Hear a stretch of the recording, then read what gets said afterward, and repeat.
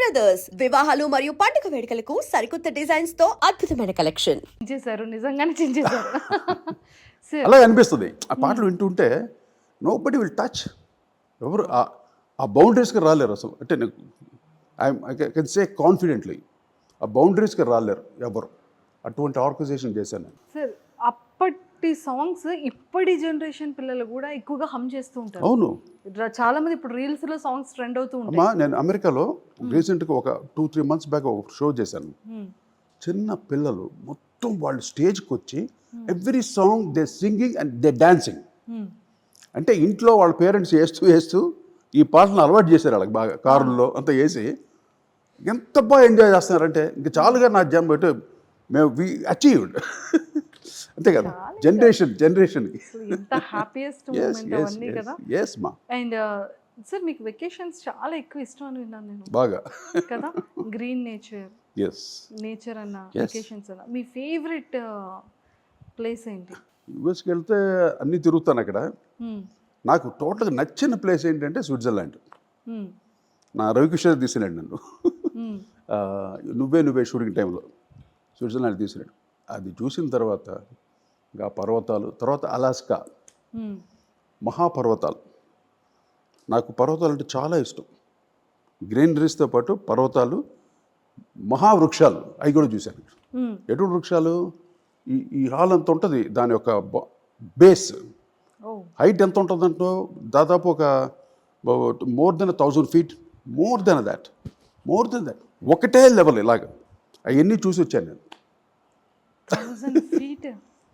Greatest trees మా, అటువంటి trees అంటే కాలిఫోర్నియాలో ఉన్నాయి. అంటే సియాటిల్ నుండి కాలిఫోర్నియా మధ్యలో అనమాట. ఏదో ఒక రెడ్వుడ్ ఫారెస్ట్ అని. Oh my God, amazing.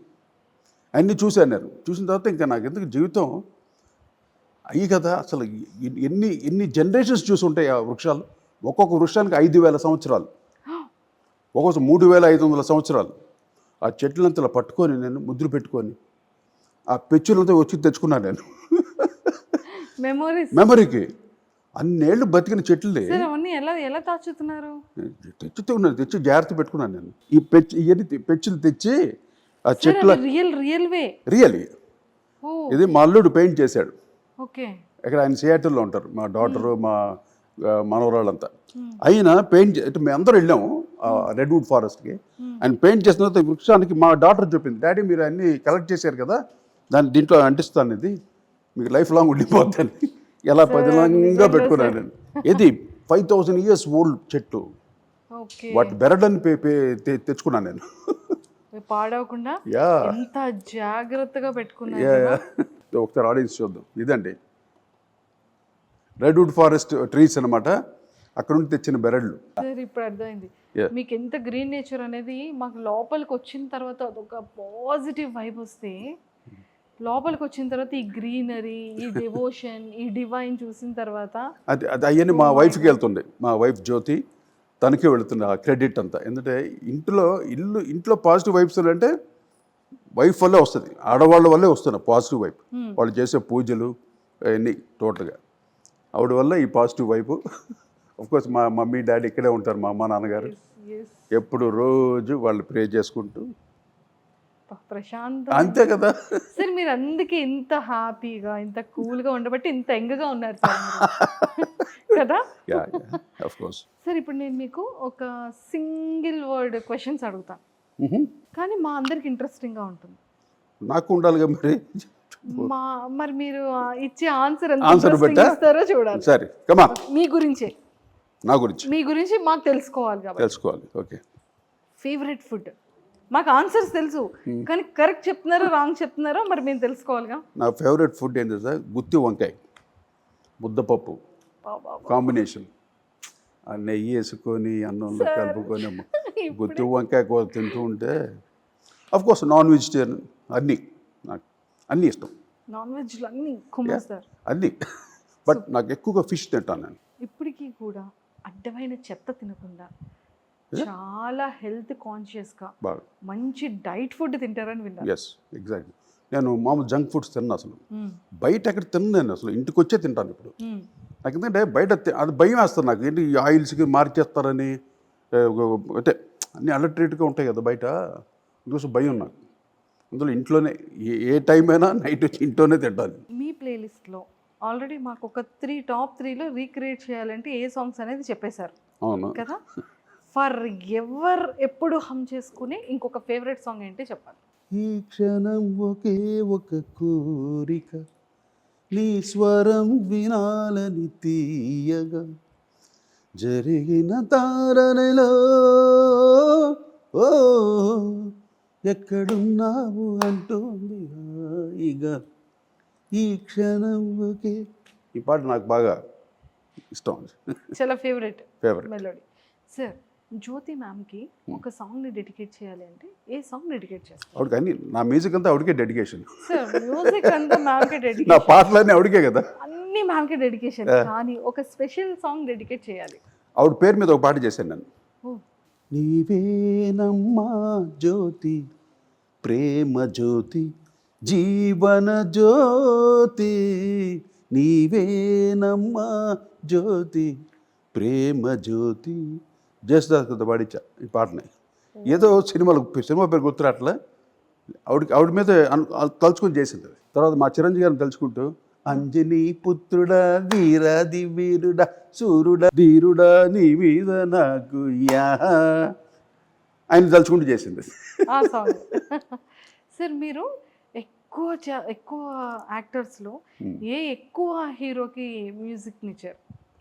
నేను అందరికీ చేశానండి. సుమన్ గారికి నెంబర్ ఆఫ్ సినిమాలు చేశాను. కోర్స్ చిరంజీవి గారు, బాలకృష్ణ గారు కూడా 7-8 మూవీస్ చేశాను ఆయనకి.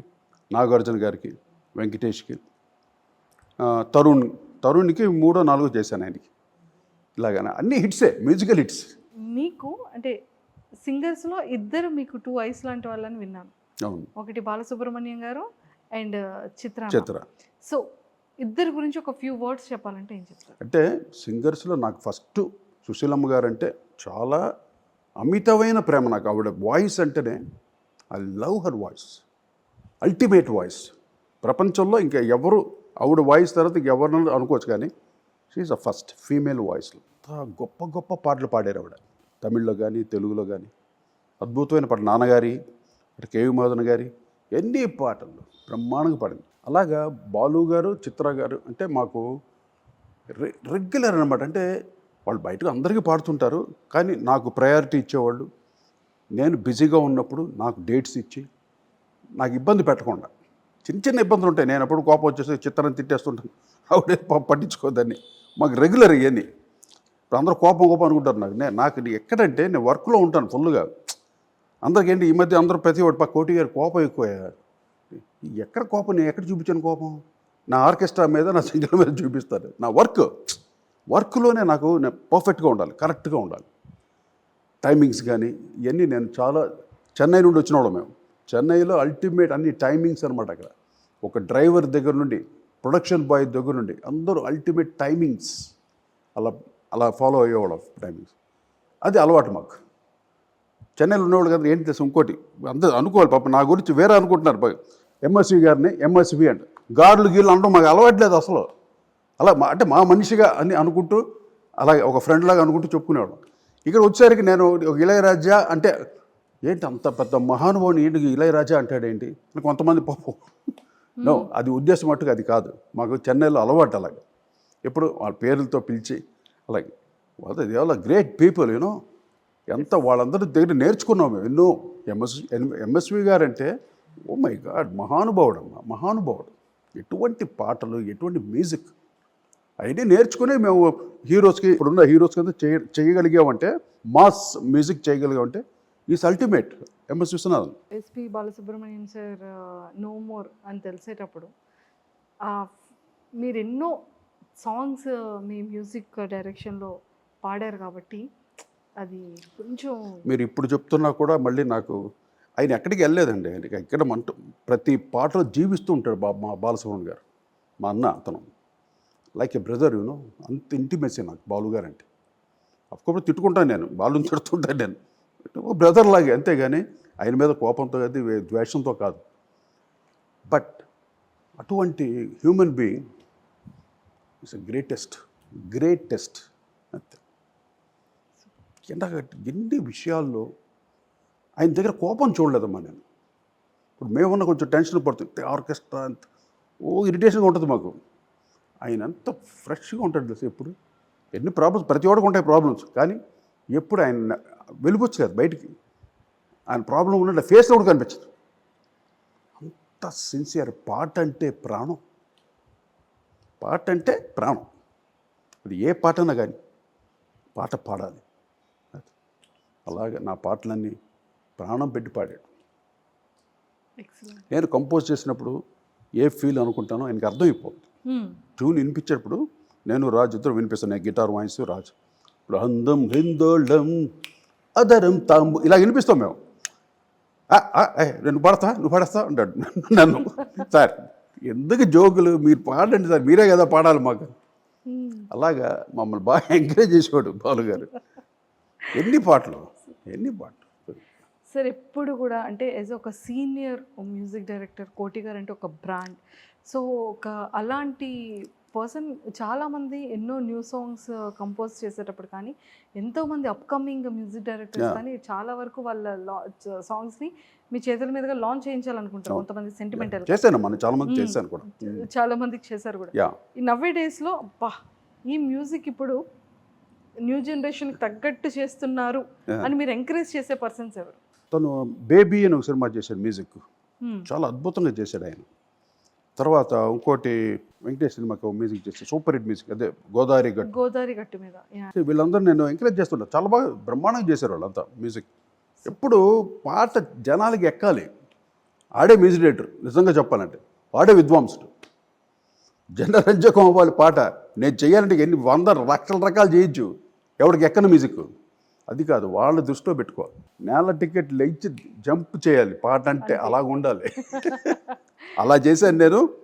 దానికి నేను రాజ్ ఇద్దరం చేసాము, సక్సెస్ అయ్యాం. మీ దగ్గర ఇన్స్ట్రుమెంట్స్ వాటిలో మీ ఫేవరెట్ ఏంటి? నాకు పియానో చాలా ఇష్టం. అంటే ఐఎమ్ నాట్ పియానిస్ట్, నేను గిటారిస్ట్ అనమాట బిగినింగ్ నుండి. గిటార్ తోటే నేను వచ్చాను. నా ట్యూన్స్ కంపోజ్ చేయడం కానీ గిటార్ తోటి చేస్తాను. అలాగే పియానో కూడా అప్పుడప్పుడు ప్రాక్టీస్ చేస్తూ ఉంటాను. చాలా ఇది అంటే అది పియానో అనేది కింగ్ ఆఫ్ ది ఇన్స్ట్రుమెంట్ అంటారు. కింగ్ అది నేర్చుకుంటే ఇంకా స్వర్గమే. అలా దాంట్లో అప్పుడప్పుడు అలా కూర్చొని అలాగా వేవ్స్లా ఊగుతుంటా. సార్ ఒక డైరెక్టర్కి స్టోరీ రాయాలి అంటే ఒక్కొక్క ప్లేస్లో కూర్చుంటే మంచి మంచి థాట్స్ వస్తూ ఉంటాయని అనుకుంటారు కదా. సో మ్యూజిక్ డైరెక్టర్ కూడా అలా ఉంటాయా? డెఫినెట్గా అమ్మా. అంటే డైరెక్టర్స్ కూడా ఈ మధ్య ఏం చేస్తున్నారు directors, they listening the sound tracks, Hollywood sound tracks sound track వింటుంటే will get the tons of ideas. అలా కూడా చేస్తున్నారు చాలామంది. మరి ఐడియా కావాలి కదా. మీకు మ్యూజిక్ డైరెక్టర్గా మీకు రావాలంటే ఏ ప్లేసెస్? నేను ప్లేసెస్ అంటారు మీరు? నోను, నాకు ఇల్లు దాటి ఎక్కడికి వెళ్ళను నేను. అంటే పొలివేరు దాటను నేను, ఎక్కడున్నా అక్కడే. నాకు భయం అది. మరి వెళ్ళామనుకో, ఇప్పుడు ప్రొడ్యూసర్ అంత డబ్బులు ఖర్చు పెట్టి మాకు తీసుకెళ్తాడు. మొత్తం ఫ్లైట్ టికెట్లు, అక్కడ ఫుడ్ గిడ్డు రూములు ఎంత ఖర్చు అవుతుంది. అక్కడికి వెళ్ళి నేను ట్యూన్ రాలేదనుకో, నా పరిస్థితి ఏంటి, ఎంత గిల్టీగా ఉంటుంది అది. పాపం అంత ఖర్చు పెట్టారు, మనం ఏం ట్యూన్ చేయలేకపోయాం. అది భయం నాకు. అందువల్ల నేను సార్ ఇక్కడే పెడతాను సార్, ప్లీజ్ ఇక్కడే చేస్తాను, బట్టిపోతాను. అలాగా చేసి అన్ని సూపర్ హిట్ సాంగ్స్ అన్నీ అలాగే చేసుకున్నాను. నాకైతే ఫ్యామిలీ ఇంటిమసీ ఎక్కువ. నాకు వైఫ్ పిల్లలు వాళ్ళతో ఎక్కువగా నేను ఉంటూ నా ప్రొఫెషన్ చేసుకుంటాను. అది సార్ మీకు 3 kidsలో మీకు చైల్డిష్, ఇప్పటికీ కూడా చైల్డిష్ అనిపించే కిడ్ ఎవరు? చాలా మెచ్యూర్డ్గా ఆలోచిస్తారు అని అనిపించే వాళ్ళు ఎవరు? అల్లరి నాటి అనిపించే కిడ్ ఎవరు? కరెక్ట్ 3 క్యారెక్టర్లు ఉన్నాయి మీరు చెప్పేది. ఫస్ట్ క్యారెక్టర్ మా డాటరు, సెకండ్ క్యారెక్టర్ మా ఎల్డర్ సన్, బాగా తెలుగులోడు ఇదిగోడు, బాగా అల్లరి చేసేవాడు చిన్నోడు రోషన్ వాడు. ఇలా 3 టైపు.